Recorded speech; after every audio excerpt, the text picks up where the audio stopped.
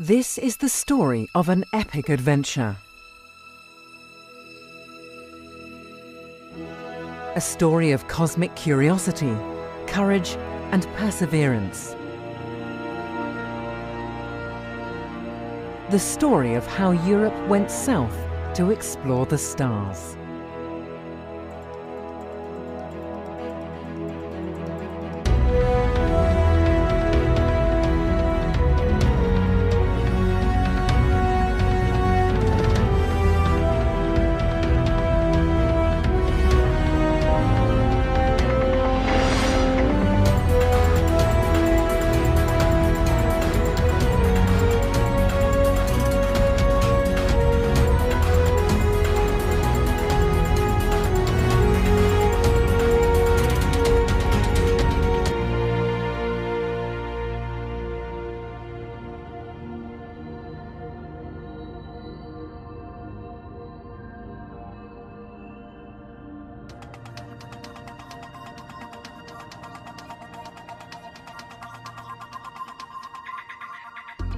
Welcome to ESO, the European Southern Observatory. 50 years old, but more vital than ever.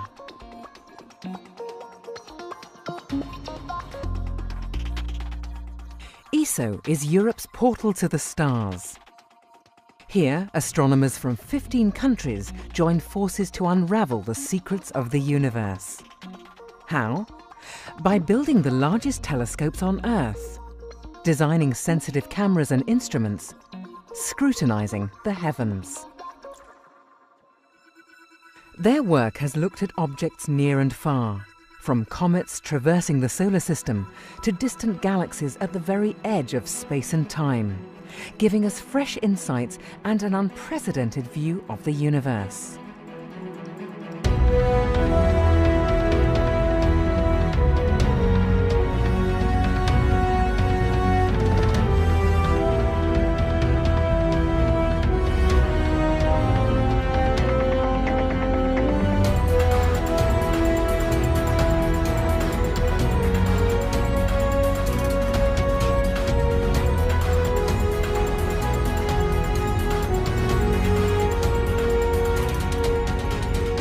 A universe of deep mysteries and hidden secrets, and staggering beauty. From remote mountaintops in Chile, European astronomers are reaching for the stars. But why Chile? What made the astronomers go south? The European Southern Observatory has its headquarters in Garching, Germany. But from Europe, only part of the sky can be seen. To fill in the gaps, you have to travel south.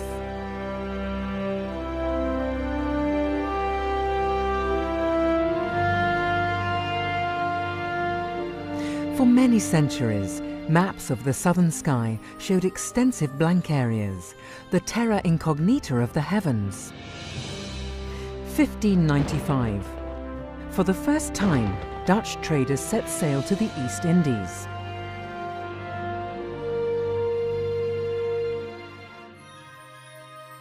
At night, navigators Peter Kaiser and Friedrich de Houtman measured the positions of more than 130 stars in the southern sky.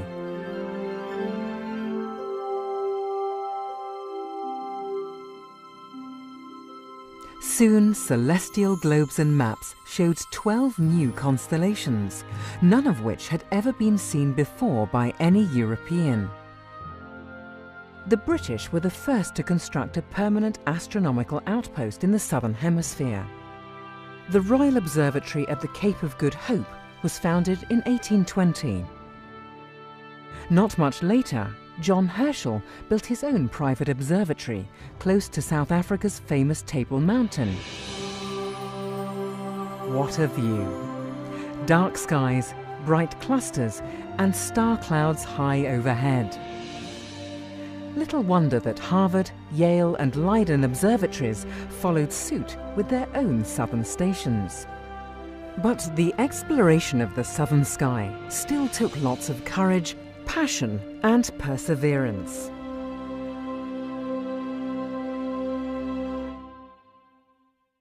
Until 50 years ago, almost all major telescopes were located north of the equator. So why is the southern sky so important? Well, first of all, because it was largely uncharted territory. You just can't see the whole sky from Europe. A prominent example is the center of the Milky Way, our home galaxy. It can hardly be seen from the northern hemisphere, but from the south it passes high overhead. And then there are the Magellanic Clouds, two small companion galaxies to the Milky Way. Invisible from the north, but very conspicuous if you're south of the equator. And then finally, European astronomers were hindered by light pollution and poor weather. Going south would solve most of their problems. A scenic boat trip in the Netherlands, June 1953. It was here, on the IJsselmeer, that the German-American astronomer Walter Baade and the Dutch astronomer Jan Oort told colleagues about their plan for a European observatory in the southern hemisphere. Individually, no one European country could compete with the United States. But together, they might. 7 months later, 12 astronomers from 6 countries gathered here, in the stately Senate room of Leiden University. They signed a statement expressing the desire to establish a European observatory in South Africa. This paved the way for the birth of ESO. But hang on, South Africa? Well, it made sense, of course. South Africa already had the Cape Observatory and, after 1909, the Transvaal Observatory in Johannesburg. Leiden Observatory had its own southern station in Hartbeespoort. In 1955, astronomers set up test equipment to find the best possible spot for a big telescope. Zeekoegat in the Great Karoo or Tafelkopje near Bloemfontein. But the weather was not all that favourable. Around 1960, the focus shifted to the rugged landscape of northern Chile. American astronomers were also planning their own Southern Hemisphere observatory here. Harsh horseback expeditions revealed much better conditions than in South Africa. In 1963, the die was cast. Chile it would be. 6 months later, Cerro La Silla was picked as the future site of the European Southern Observatory. ESO was no longer a distant dream. In the end, 5 European countries signed the ESO Convention on the 5th of October 1962, the official birthday of the European Southern Observatory. Belgium, Germany, France, the Netherlands and Sweden were firmly committed to jointly reach for the southern stars. La Silla and its surroundings were bought from the Chilean government. A road was built in the middle of nowhere. ESO's first telescope took shape at a steel company in Rotterdam. And in December 1966, the European Southern Observatory opened its first eye on the sky. Europe had embarked on a grand voyage of cosmic discovery.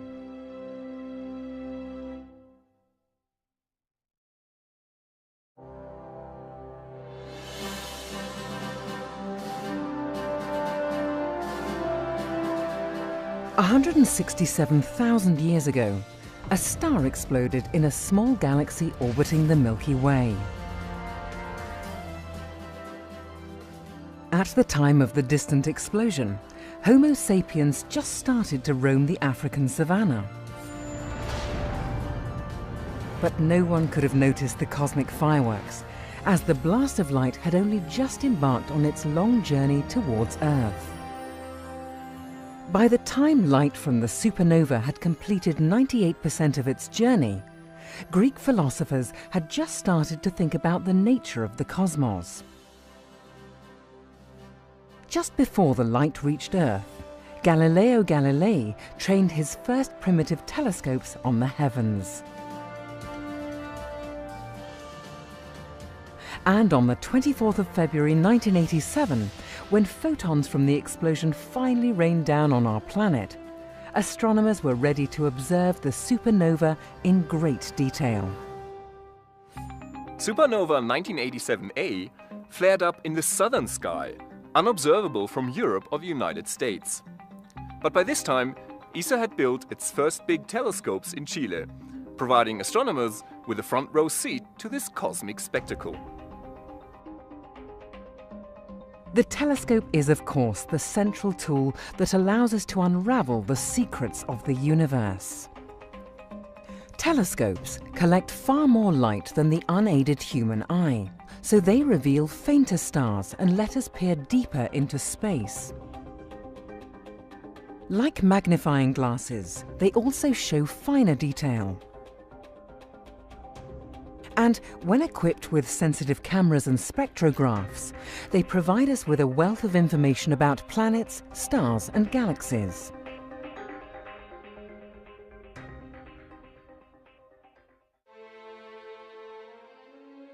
ESO's first telescopes on La Silla were a mixed bunch. They ranged from small national instruments to large astrographs and wide-field cameras.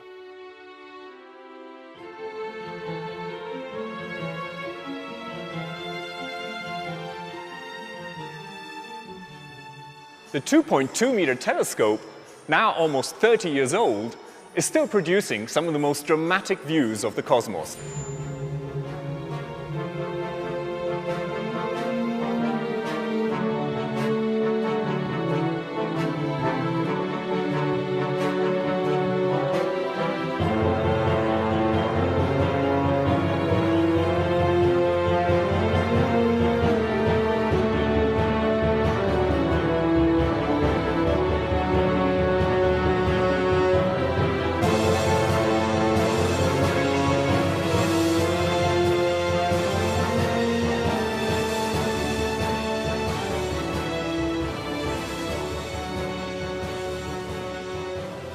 At the highest point of Cerro La Silla lies the biggest achievement of ESO's early years, the 3.6-meter telescope.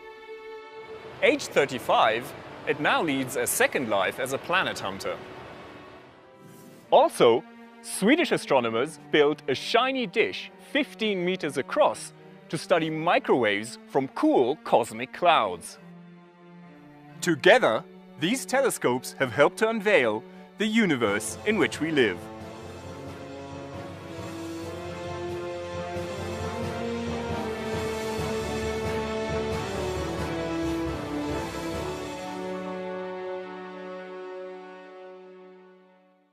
Earth is just one of 8 planets in the solar system.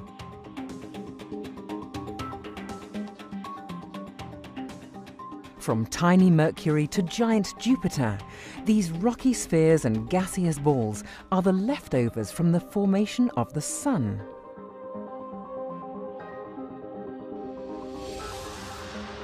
The Sun, in turn, is a middle-of-the-road star in the Milky Way galaxy.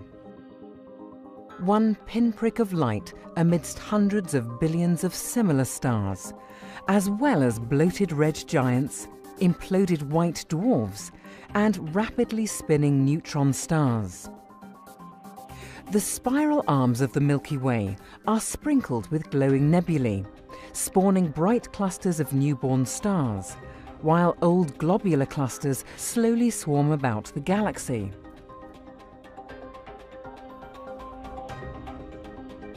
And the Milky Way is just one of countless galaxies in a vast universe, which has been expanding ever since the Big Bang, almost 14 billion years ago.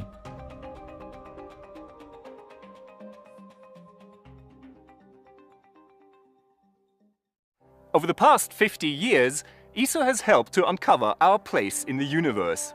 And by looking up, we have also discovered our own origins. We are part of the big cosmic story. Without stars, we wouldn't be here. The universe started out with hydrogen and helium, the 2 lightest elements. But stars are nuclear ovens, turning light elements into heavier ones. and supernovae like 1987A seed the universe with the products of this stellar alchemy. When the solar system formed some 4.6 billion years ago, it contained trace amounts of these heavier elements, metals and silicates, but also carbon and oxygen. The carbon in our muscles, the iron in our blood, and the calcium in our bones were all forged in an earlier generation of stars. You and I were literally made in heaven. But answers always lead to new questions. The more we learn, the deeper the mysteries become. What is the origin and ultimate fate of galaxies? Are there other solar systems out there, and could there be life on alien worlds?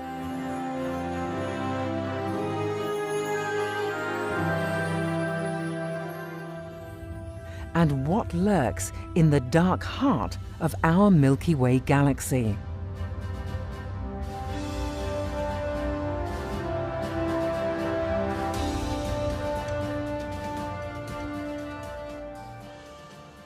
Astronomers were clearly in need of more powerful telescopes, and ESO provided them with revolutionary new tools.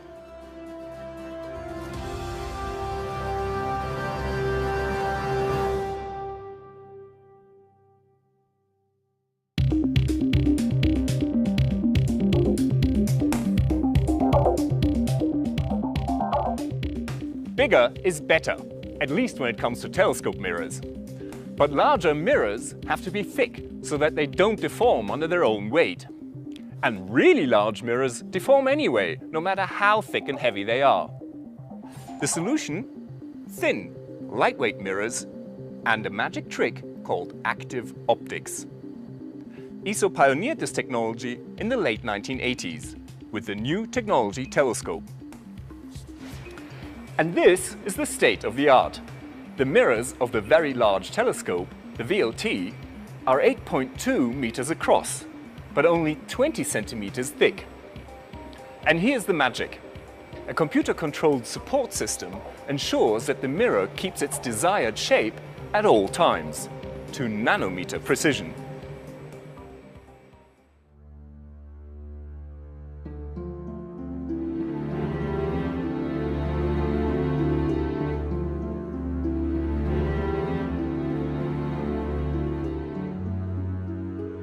The VLT is ESO's flagship facility. 4 identical telescopes joining forces on top of Cerro Paranal in the north of Chile. Built in the late 1990s, they provided astronomers with the best available technologies.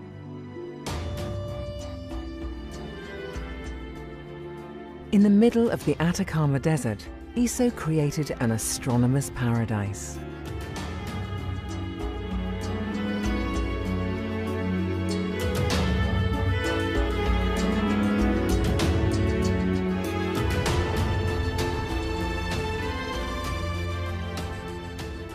Scientists stay in La Residencia, a guest house partly buried under the dirt and rubble of one of the driest places on the planet.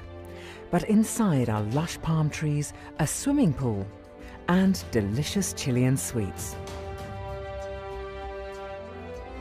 Of course, the unique selling point of the Very Large Telescope is not its swimming pool, but its unequaled view of the universe.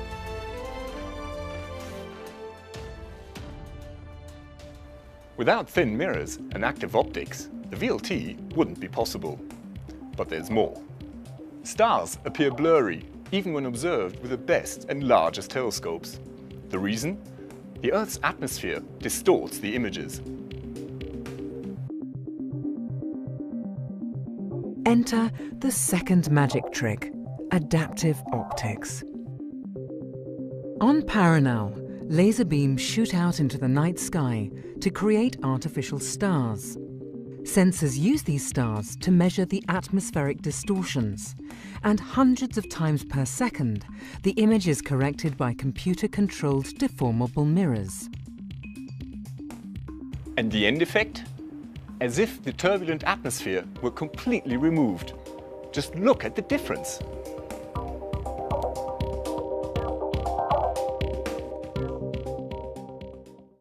The Milky Way is a giant spiral galaxy, and at its core, 27,000 light-years away, lies a mystery that ESO's Very Large Telescope helped to unravel. Massive dust clouds block our view of the Milky Way's core, but sensitive infrared cameras can peer through the dust and uncover what lies behind.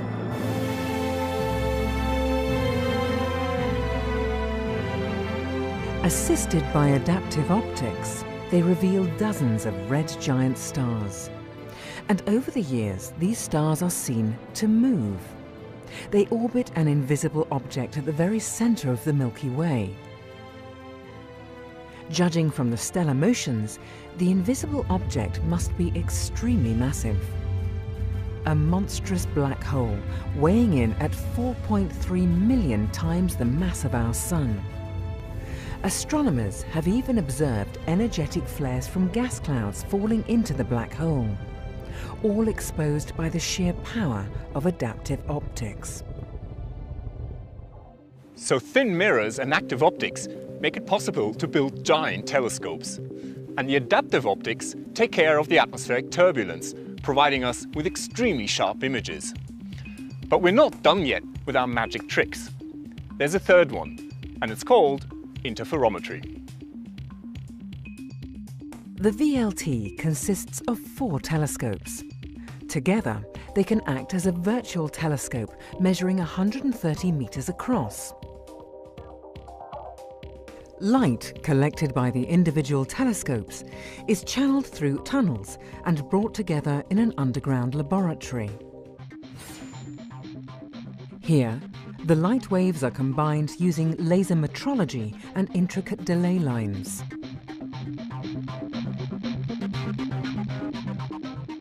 The net result is the light-gathering power of 4 8.2-meter mirrors and the eagle-eyed vision of an imaginary telescope as large as 50 tennis courts. 4 auxiliary telescopes give the network more flexibility. They may appear tiny next to the 4 giants, yet they sport mirrors 1.8 meters across. That's bigger than the largest telescope in the world just 100 years ago. Optical interferometry is something of a miracle. Starlight magic wielded in the desert. And the results are impressive. The Very Large Telescope interferometer reveals 50 times more detail than the Hubble telescope. For instance, it gave us a close-up of a vampire double star. One star is stealing material from its companion. Irregular puffs of stardust have been detected around Betelgeuse, a stellar giant about to go supernova. And in dusty disks surrounding newborn stars, astronomers have found the raw material of future Earth-like worlds.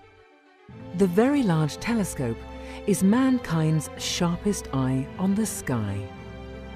But astronomers have other means to expand their horizons and broaden their views.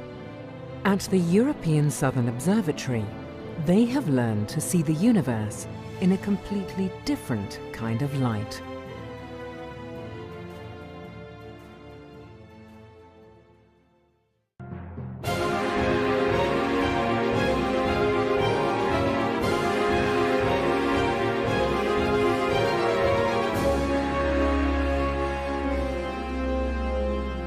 Great music, isn't it? But suppose you had a hearing impairment. What if you couldn't hear the low frequencies? Or the high frequencies? Astronomers used to be in a similar situation. The human eye is only sensitive to a small part of all the radiation in the universe. We can't see light with wavelengths shorter than violet waves or longer than red waves. We just don't perceive the whole cosmic symphony. Infrared or heat radiation was first discovered by William Herschel in 1800. In a dark room, you can't see me. But put on infrared goggles and you can see my body warmth. Likewise, infrared telescopes reveal cosmic objects too cool to give off visible light, like dark clouds of gas and dust where stars and planets are born.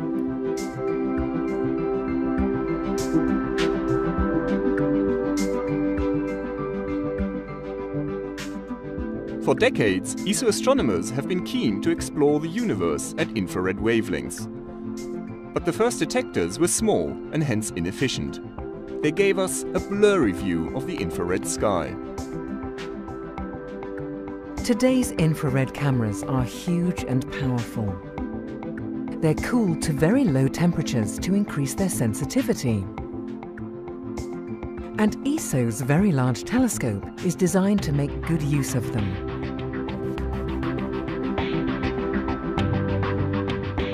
In fact, some of its technological tricks like interferometry only work in the infrared. We've broadened our view to reveal the universe in a new light. This dark blob is a cloud of cosmic dust. It blots out the stars in the background. But in the infrared, we can look straight through the dust. And here's the Orion Nebula, a stellar nursery. Most of the newborn baby stars are hidden by dust clouds. Again, infrared comes to the rescue, revealing stars in the making.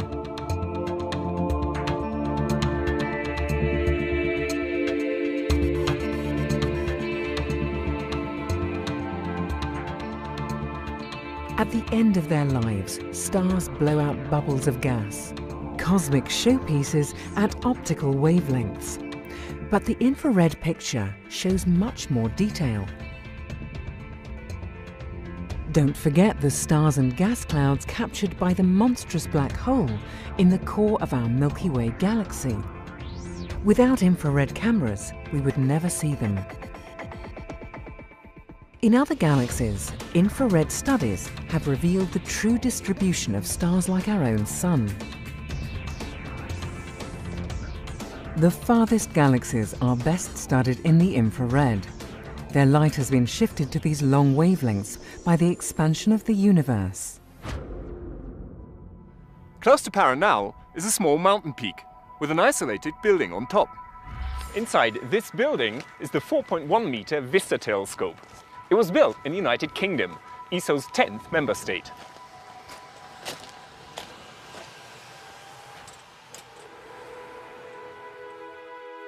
For now, VISTA only does infrared. It uses a giant camera weighing as much as a pickup truck. And yes, VISTA offers unprecedented vistas of the infrared universe. ESO has been doing optical astronomy since its birth 50 years ago. And infrared astronomy for about 30 years.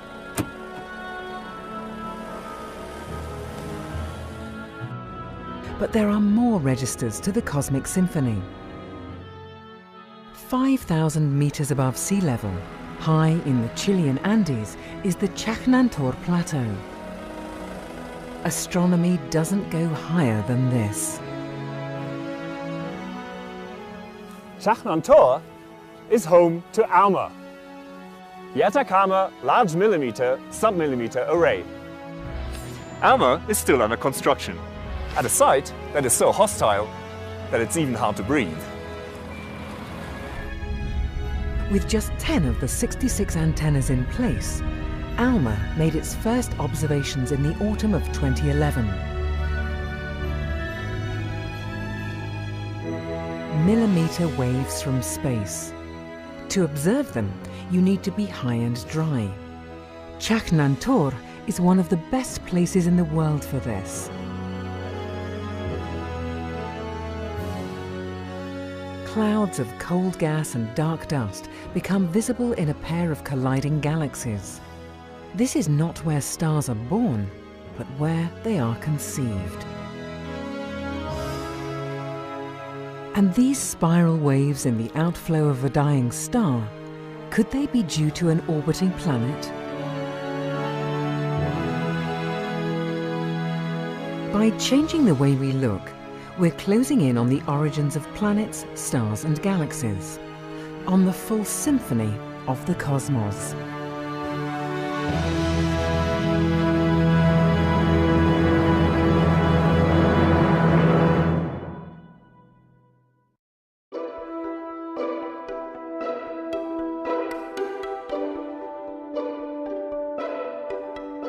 Stéphane Guizard loves the stars. No wonder he loves northern Chile too. Here, the view of the universe is amongst the best in the world. And no wonder he loves the European Southern Observatory, Europe's eye on the sky. Stéphane is a prize-winning French photographer and author. He is also one of ESO's photo ambassadors.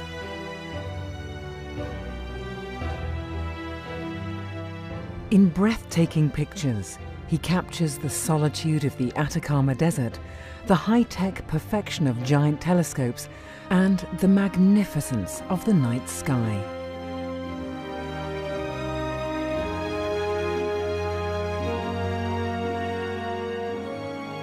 Like his fellow photo ambassadors from all over the world, Stéphane helps in spreading ESO's message.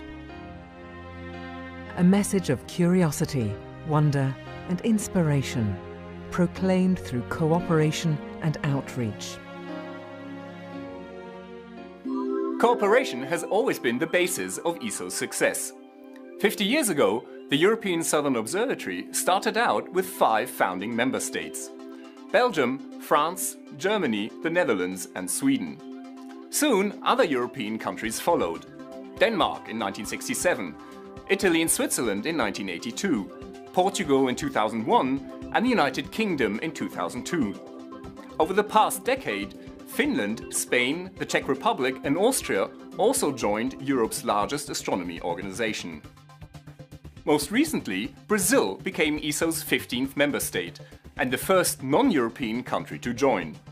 Who knows what the future will bring? Together, the member states enable the best possible astronomical science at the world's largest observatories.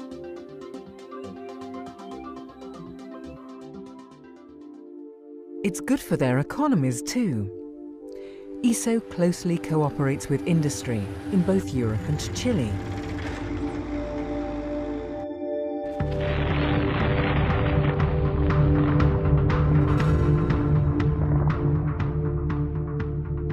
Access roads had to be constructed. Mountaintops had to be leveled. The Italian industrial consortium AES built the main structure of the 4 VLT telescopes. Each telescope weighs in at some 430 tons.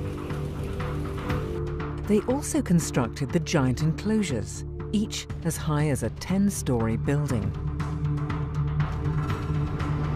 The German glass company Schott produced the delicate VLT mirrors, over 8 meters wide and just 20 centimeters thick.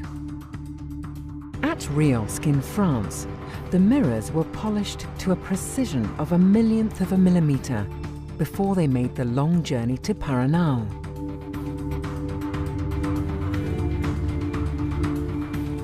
Meanwhile, universities and research institutes across Europe developed sensitive cameras and spectrometers. ESO's telescopes are built with taxpayers' money, your money, and so you can take part in the excitement. For example, ESO's website is a rich source of astronomical information, including thousands of beautiful pictures and videos. Also, ESO produces magazines, press releases and video documentaries, such as the one you're watching right now. And throughout the world, the European Southern Observatory contributes to exhibitions and science fairs.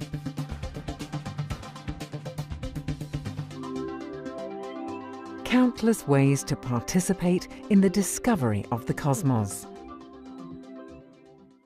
Did you know that the names of the 4 VLT telescopes were thought up by a young Chilean girl? 17-year-old Jorge Albanés Castilla suggested the names Antu, Cuyen, Melipal and Yepun, meaning Sun, Moon, Southern Cross and Venus in the Mapuche language. Involving school children and students like Jorge is important. That's where ESO's educational activities come in, like student exercises and school lectures. When the planet Venus passed in front of the Sun in 2004, a special program was aimed at European students and teachers. And in 2009, during the International Year of Astronomy, ESO reached millions of school children and students all over the world. After all, today's children are tomorrow's astronomers.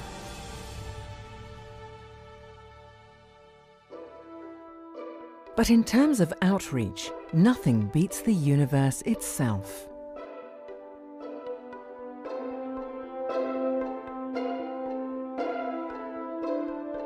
Astronomy is a visual science. Images of galaxies, star clusters, and stellar nurseries fire our imagination.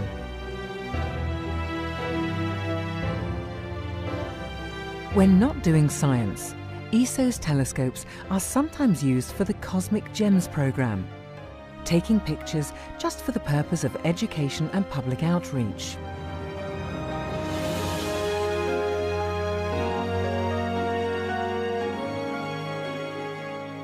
After all, a picture is worth 1,000 words. The general public can even take part in creating these staggering images through the Hidden Treasures competitions.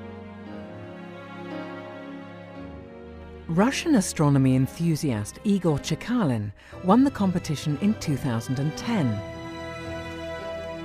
His marvelous images are based on real science data.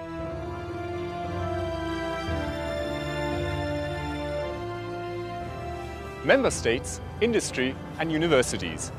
By cooperating on all possible levels, ESO has become one of the most successful astronomy organizations in the world. And through its engagement with the public, you are invited to join the adventure. The universe is yours to discover.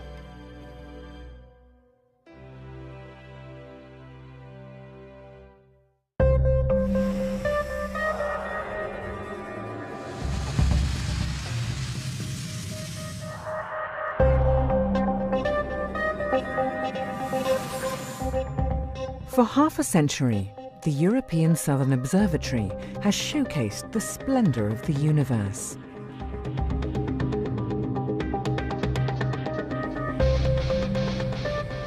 Starlight rains down on the Earth. Giant telescopes catch the cosmic photons and feed them to state-of-the-art cameras and spectrographs. Today's astronomical images are very different from those of the 1960s. When ESO began back in 1962, astronomers used large photographic glass plates. Not very sensitive, imprecise, and hard to handle.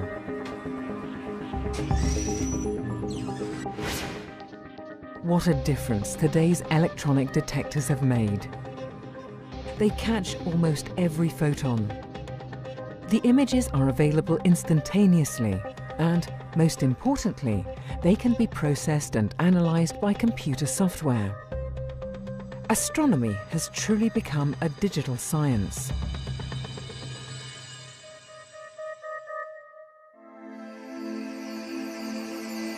ESO telescopes use some of the largest and most sensitive detectors in the world. The Vista camera has no less than 16 of them, for a total of 67 million pixels. This huge instrument catches infrared light from cosmic dust clouds, newborn stars, and distant galaxies.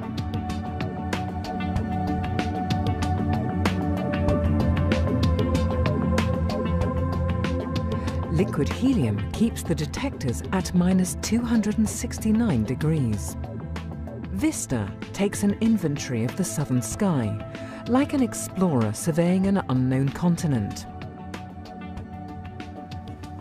The VLT Survey Telescope is another discovery machine, but this one works at visible wavelengths.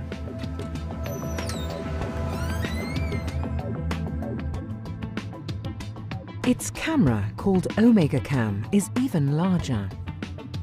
32 CCDs team up to produce spectacular images with a mind-boggling 268 million pixels.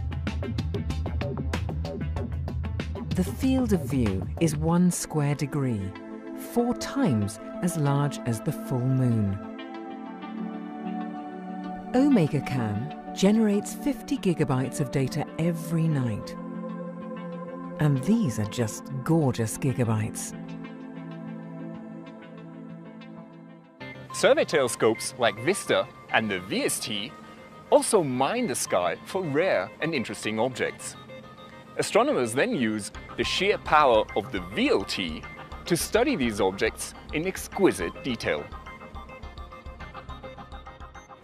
Each of the VLT's 4 telescopes has its own set of unique instruments, each with its own particular strengths. Without these instruments, ESO's giant eye on the sky would be, well, blind. They have fanciful names like Isaac, Flames, Hawkeye, and Symphony. Giant high-tech machines, each the size of a small car. Their purpose? To record the cosmic photons and recover every possible bit of information. All of the instruments are unique, but some are a little more special than others. For example, Mako here and Symphony use the VLT's adaptive optics system. Lasers produce artificial stars that help astronomers to correct for atmospheric blurring.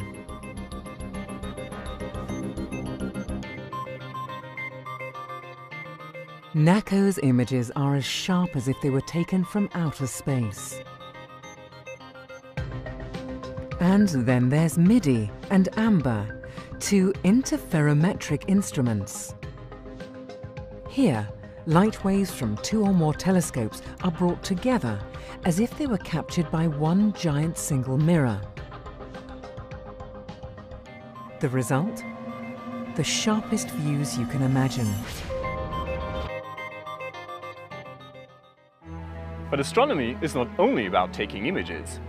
If you're after the details, you have to dissect the starlight and study its composition.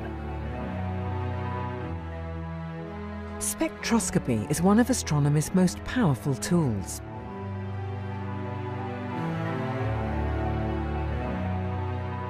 No wonder ESO boasts some of the world's most advanced spectrographs, like the powerful X-Shooter.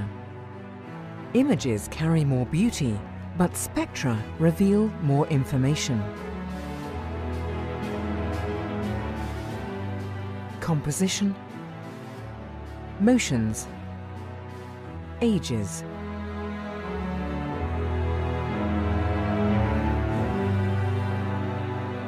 The atmospheres of exoplanets orbiting distant stars.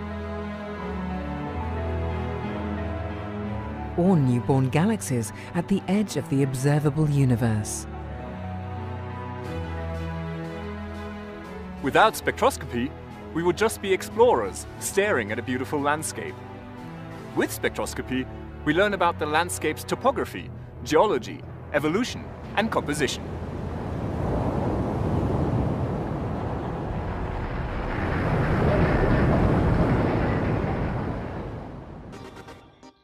And there's one more thing. Despite its serene beauty, the universe is a violent place. Things go bump in the night, and astronomers want to catch each and every event. Massive stars end their lives in titanic supernova explosions.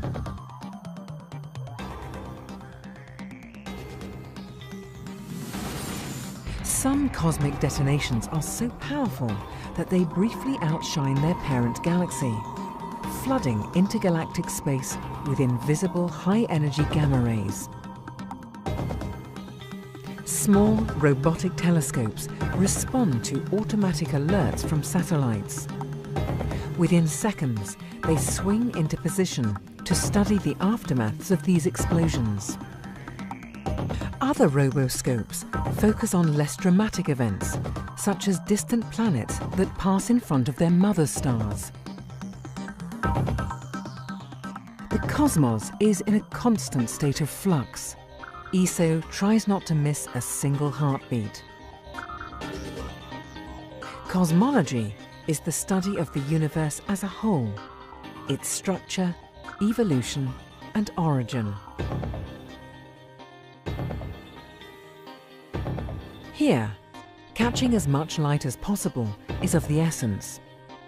These galaxies are so far away that only a handful of photons reach the Earth. But these photons hold clues to the cosmic past.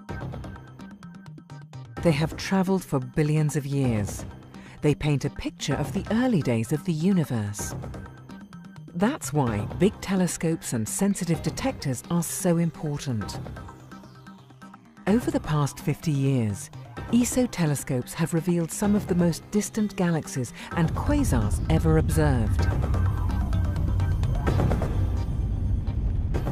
They even helped to uncover the distribution of dark matter, the nature of which is still a mystery.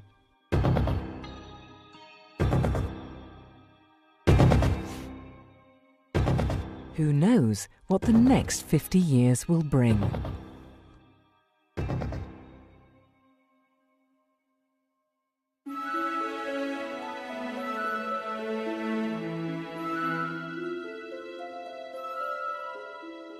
Have you ever wondered about life in the universe?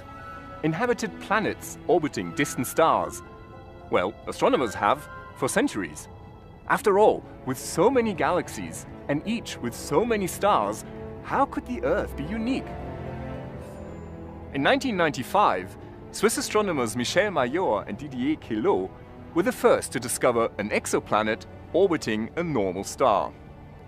Since then, planet hunters have found many hundreds of alien worlds, large and small, hot and cold, and in a wide variety of orbits. Now, we're on the brink of discovering Earth's twin sisters. And in the future, a planet with life. The holy grail of astrobiologists.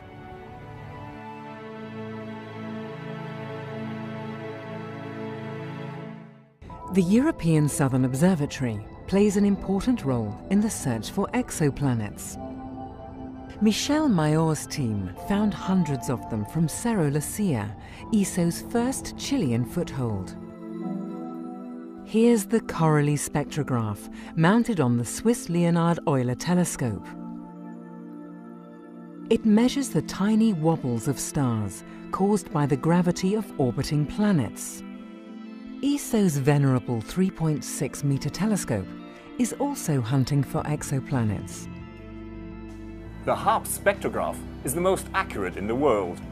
So far, it's discovered more than 150 planets.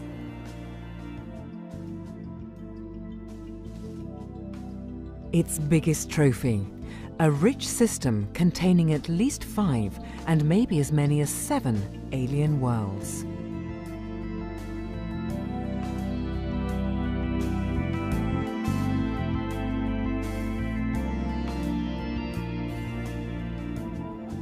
But there are other ways to find exoplanets.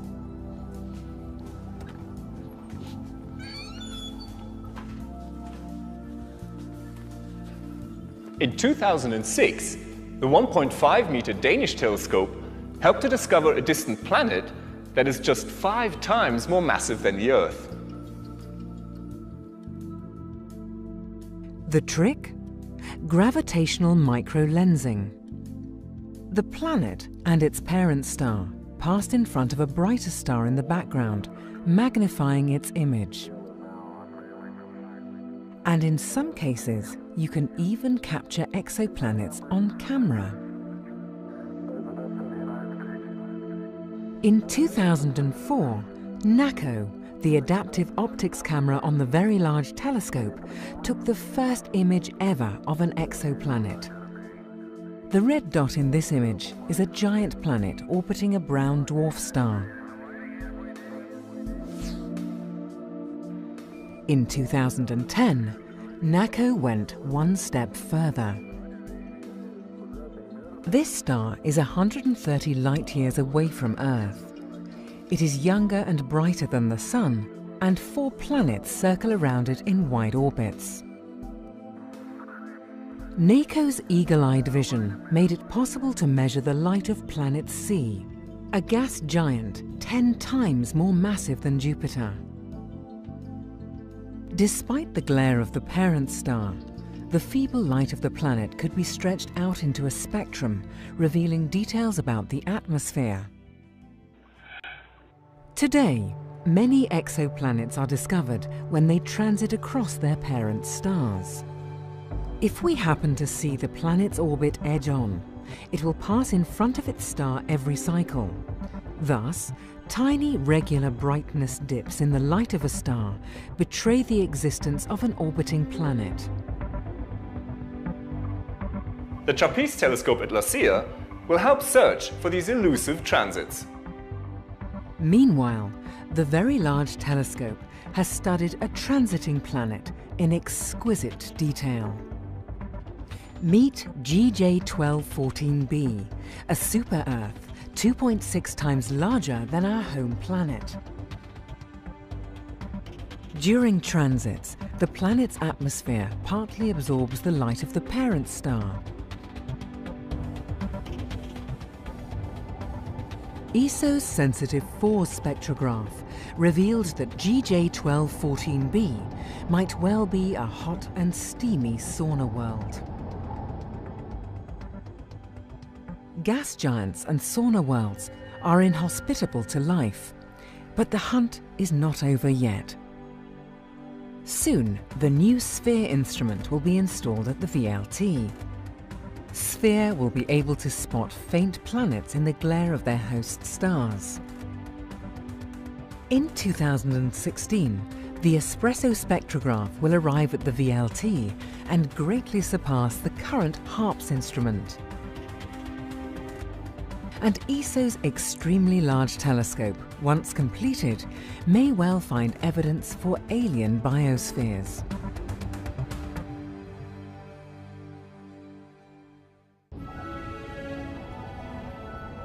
On Earth, life is abundant.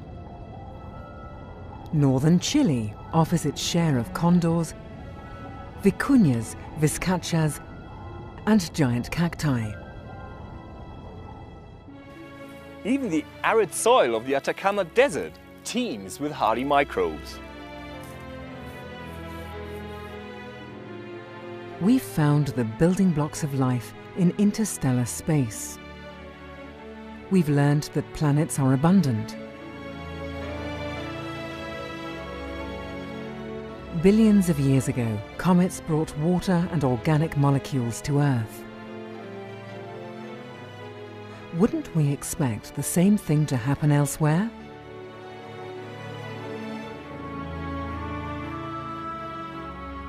Or are we alone? It's the biggest question ever. And the answer is almost within reach.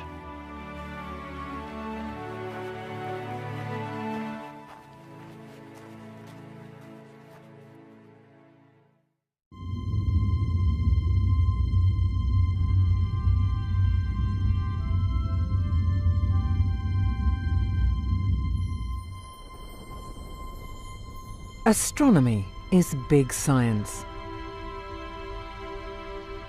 It's a vast universe out there, and the exploration of the cosmos requires huge instruments. This is the 5-meter Hale reflector on Paloma Mountain. When the European Southern Observatory came into being 50 years ago, it was the largest telescope in the world. ESO's Very Large Telescope at Cerro Paranal is the state of the art now. As the most powerful observatory in history, it has revealed the full splendor of the universe in which we live. But astronomers have set their sights on even bigger instruments, and ESO is realizing their dreams.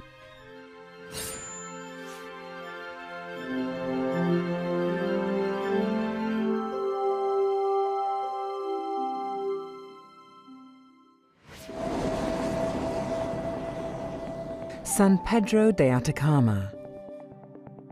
Tucked amidst breathtaking scenery and natural wonders, this picturesque town is home to indigenous Atacameños and adventurous backpackers alike. And ESO astronomers and technicians.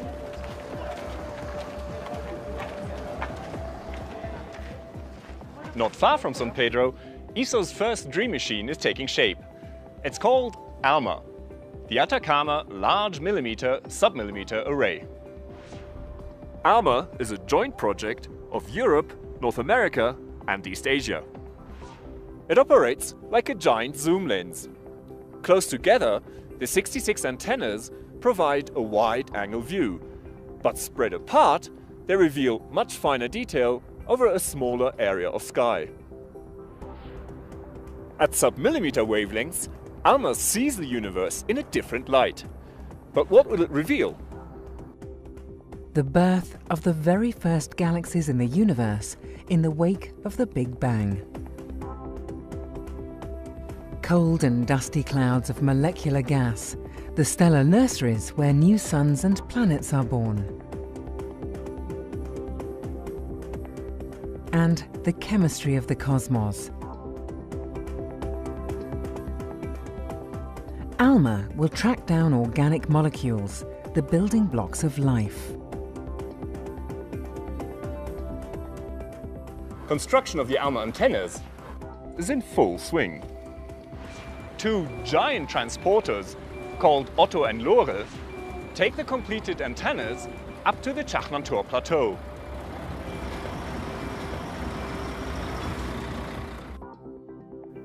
At 5,000 meters above sea level, the array provides an unprecedented view of the microwave universe.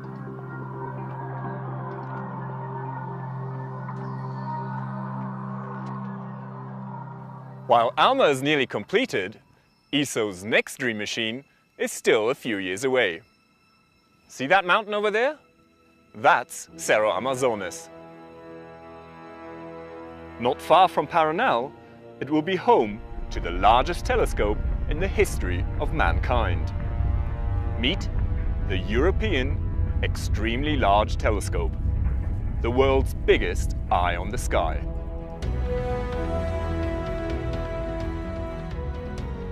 Sporting a mirror almost 40 meters across, the EELT simply dwarfs every telescope that preceded it. Almost 800 computer-controlled mirror segments. Complex optics to provide the sharpest possible images. A dome as tall as a church steeple.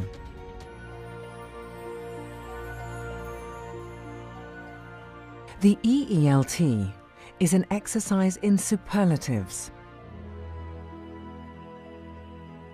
But the real wonder, of course, is in the universe out there.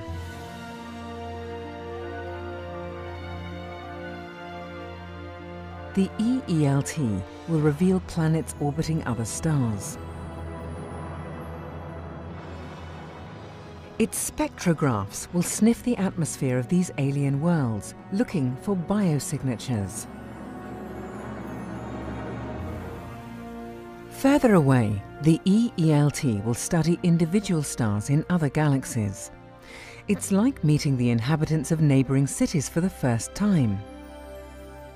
Working as a cosmic time machine, the giant telescope lets us look back billions of years to learn how everything began.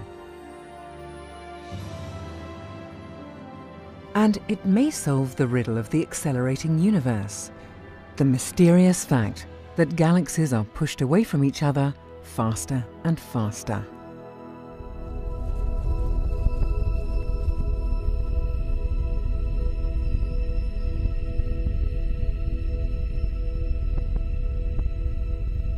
Astronomy is big science, and it's a science of big mysteries. Is there life beyond Earth? What's the origin of the universe? ESO's new monster telescope will help in our quest to understand. We're not there yet, but it won't take long. So what's next? Well, no one knows, but ESO is ready for the adventure.